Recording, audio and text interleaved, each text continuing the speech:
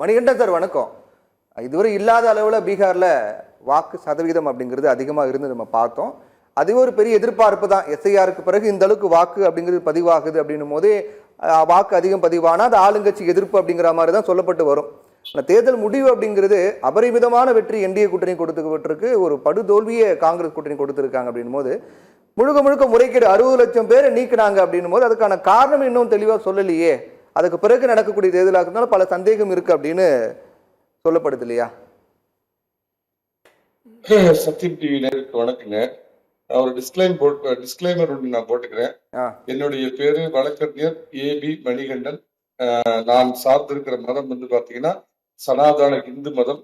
எனக்கு வேற மதத்தை குறிப்பிடுற மாதிரி வேற எந்த பொடிப்பெயர்களோ இல்ல நானே வச்சுக்கிட்ட பெயரோ இல்ல. நான் எல்லா டிவி வாரத்திலையும் என்னுடைய பேர் மணிகண்டன் அப்படிங்கிற அடிப்படையில தான் நான் வருவேன் அப்படிங்கிற ஒரு டிஸ்கிளைமர் நான் போட்டுட்டு ஒரு விஷயத்த சொல்றேங்க. அதாவது இதயத்துல்லா அண்ணன் வந்திருக்காருன்னு வணக்கம், வாழ்த்துக்கள் உங்களுக்கு, மனமார்ந்த வாழ்த்துக்கள். நம்ம மரியாதைக்குரிய அகில இந்திய தம்பி ராகுல் காந்திக்கு மனமார்ந்த வாழ்த்துக்களை தெரியப்படுத்துங்க. 95வது தோல்வியில் அடி எடுத்து வச்சிருக்கிறார். இன்னும் 5 தோல்வியை தொட்டீங்க அப்படின்னா 100வது தோல்வியை தொட போறீங்க. சோ வெகு விரைவில் இந்த 2 ஆண்டுக்குள்ள 100வது தோல்வியை நீங்க தொடர்றதுக்கு என்னுடைய மனமார்ந்த வாழ்த்துக்களை மூலமா தெரியப்படுத்துறேன். மறக்காம டிஷர்ட் போடுங்க. வெற்றி தோல்வி சகஜம் தானே, நீங்களே சொல்லிருக்கீங்க பல விவாதங்கள்ல. அவரு தொடர்ந்து ஜெயித்து கொண்டிருக்கிற அதிமுக இருக்காரு. 10 தோல்வி பழனிசாமியினுடைய படை தளபதியா இருக்கிறார்ல, அந்த தோல்வியினுடைய சுகத்தை அவர் அனுபவித்தனால 95 தோல்வி பற்றி பேசுவதற்கான யோக்கியதை அவருக்கு வந்திருக்கிறது. அவர் எடுத்தோடனே என்னைய தான் சின்றாரு. நான் ஒரு இலக்கியவாதி, ஒரு கவிஞன், எனக்கு புனைப்பெயர் வைத்துக் கொள்ளக்கூடிய அதிகாரம் இருக்கிறது. முட்டாள்களுக்கு புரியுமான்னு எனக்கு தெரியல. நான் புனைப்பெயர் வைத்துக் கொள்வதை விமர்சனம் செஞ்சு வந்திருக்கிற வேலையை பார்க்கணும். நீ விவாதத்தில் கருத்தியல் ரீதியாக மோதத்துக்குள்ளாம இந்த நோட்டி பார்க்கிற வேலையெல்லாம் வச்சுக்கிற கூடாது. சேலமணி கண்டன் யாருன்னு RSS பிரமுகர், அதிமுகவின் முகமூடி அணிந்திருக்கிற RSS பிரமுகர் ஊருக்கே தெரியும். அவருடைய கருத்து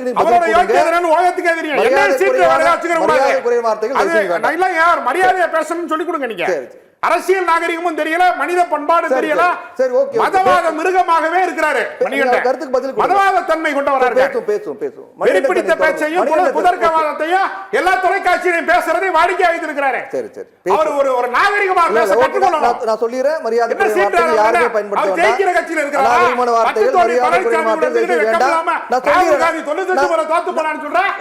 நீ வெற்றி பெறுகிற கட்சியில இருக்கியா? அவர் கருத்து கேட்டு வரும். மணிகண்டன் சார் நீங்க சொல்லுங்க சார். முகமூடி போட்டுக்கிட்டு ஒரு முகமூடி போட்டுக்கிட்டு பேரை மறந்துட்டு திமுகவுக்கு இந்த அடிக்கிற வேலையை வச்சுக்கிட்டு பேசுற ஒருத்தர் பேசுறாரு அப்படின்னு அவர் நான் சிறுமைப்படுத்த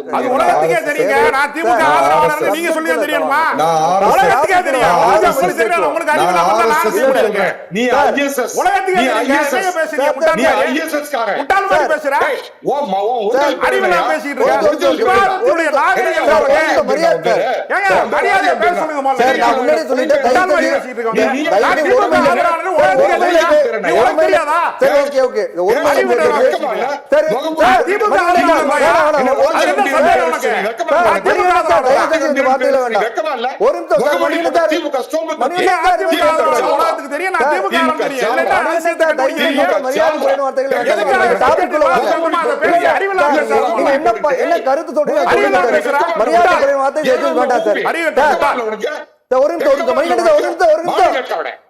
சார் ரொம்ப கண்டிக்கத்தக்கது. ஒரு விவாதம்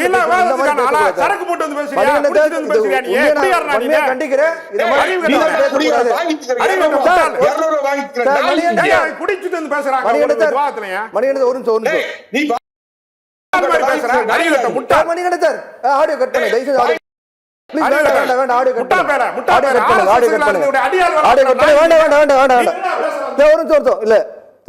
ஆடியோ கட் பண்ணுங்க. நம்ம பேசுவோம் சார். தயவு செஞ்சு அமைதியாக நம்ம பேசலாம். தயவு செஞ்சு அமைதியாக நம்ம அடுத்த சுற்றுல பேசலாம். கோவப்படாதீங்க. ஒருமையிலேயோ இல்ல மரியாதை குறை தயவு செஞ்சு அநாகரிகமா பேச வேண்டாம். நம்ம விவாத நிகழ்ச்சியில் பண்ணிட்டு இருக்கோம். நம்ம மக்கள் எல்லாம் பாத்துக்கிட்டு இருக்காங்க. அநாகரிகமான வார்த்தைகள், மரியாதை குறைந்த வார்த்தைகள் எல்லாம் பேச வேண்டாம். நீங்க கருத்தை நாகரிகமா சொல்றதா பதிவு பண்ணுங்க. தயவு செஞ்சு வேண்டாம் சார். தயவு செஞ்சு வேண்டாம். ஆடியோ வைங்க. யாரையும் நான் குறிப்பிட்டு நான் பேசுறேங்க. நான் என்ன பத்தின ஒரு அறிமுகப்படுத்தணும்னு வேற ஒருத்தருக்கு அது சுடுதுங்கிறதுக்கு நான் பொறுப்பேற்க முடியாது. அதை விட்டுருங்க, நான் விஷயத்துக்கு வர்றேங்க. சரி, ஓகே.